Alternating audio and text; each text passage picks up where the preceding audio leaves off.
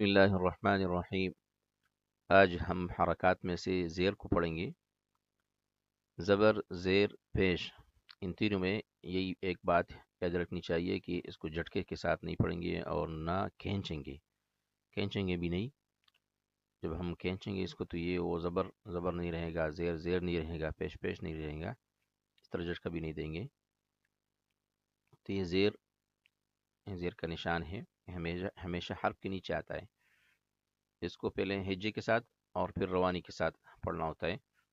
سب سے پہلے ہجے کے ساتھ بازیر بی، تازیر تی، سازیر سی، تو اس کو کھینچنا بازیر بی، تازیر تی، سازیر سی، یہ غلط ہے۔